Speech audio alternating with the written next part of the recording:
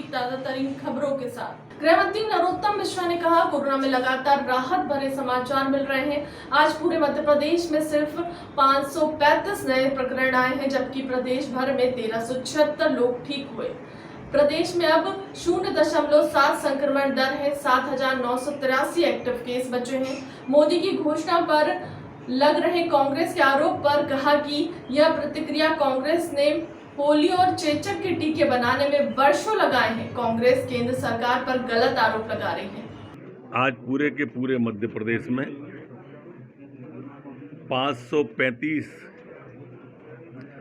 नए प्रकरण आए हैं, जबकि ठीक होकर अपने गंतव्यों की ओर, घरों की ओर जो गए हैं उनकी संख्या 1376 है। संक्रमण दर भी हमारी अब 1% से कम हो गई है। पूरे मध्य प्रदेश में एक्टिव केस 7,983 ही बचे हैं। देखो, ये ट्वीट तो व्हाट्सएप पे पढ़ के वो बनाते रहते हैं।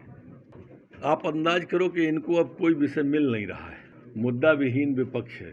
ये वो लोग वैक्सीनेशन की बात कर रहे हैं जिनने पोलियो और चेचक के टीके बनाने में बरसों लगाए थे, और हमारे प्रधानमंत्री जी ने जितने उनको साल लगे उतने महीने भी नहीं लगने दिए और वैक्सीन लेके आ गए, वो भी महामारी की। भाजपा प्रदेश अध्यक्ष वी शर्मा ने कहा, प्रधानमंत्री ने 2 अहम फैसले लिए हैं। उन्होंने कहा कि अब निःशुल्क वैक्सीनेशन किया जाएगा।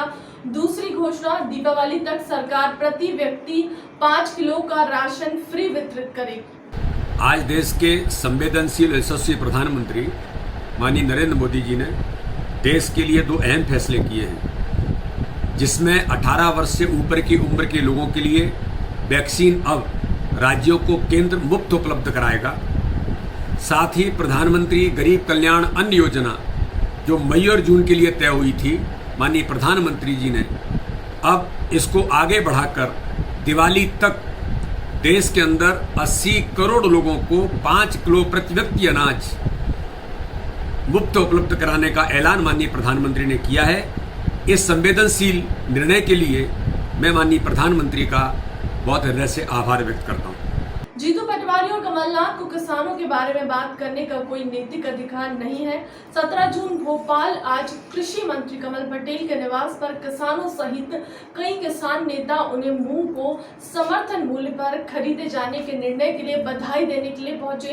भारतीय जनता किसान मोर्चा के प्रदेश अध्यक्ष दर्शन सिंह चौधरी ने किसानों के साथ कृषि मंत्री कमल पटेल के निवास पर पहुंचकर आभार व्यक्त किया।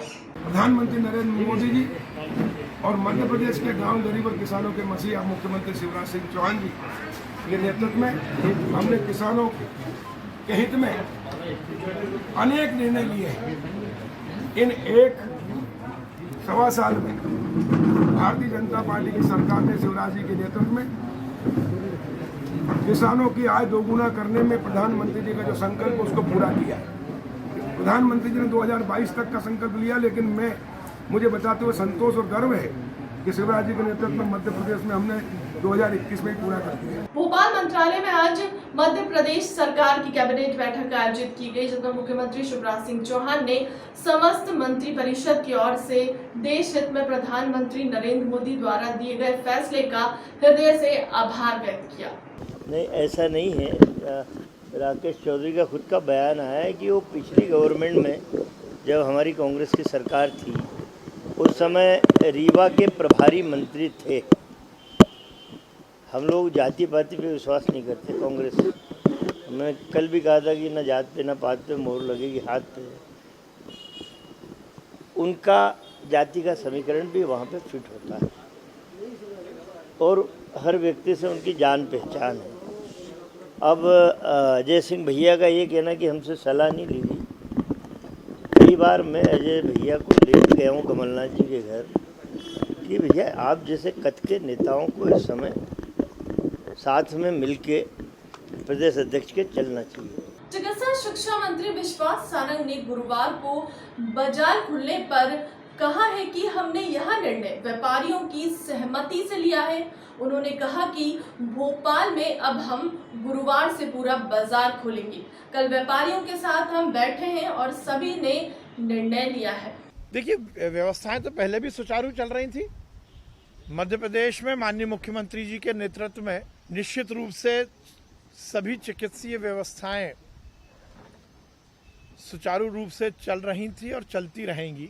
हमने कोरोना के भीषण काल में भी ये सुनिश्चित किया कि हम मध्य प्रदेश की जनता को और समयबद्ध इलाज उपलब्ध करा सकें।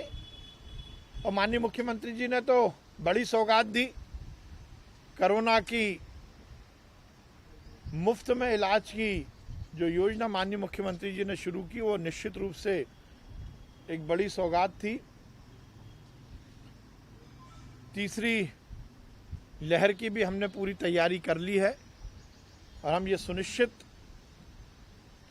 कर रहे हैं कि पहले तो हमारा प्रयास है कि मध्य प्रदेश में तीसरी लहर ना आए, और गलती से यदि आती है तो उसकी भी हमने पूरी व्यवस्था की हुई है। फिलहाल के लिए अब तक की खबरों में इतना ही। देश दुनिया की तमाम बड़ी खबरों के लिए बने रहे हमारे चैनल के साथ। नमस्कार।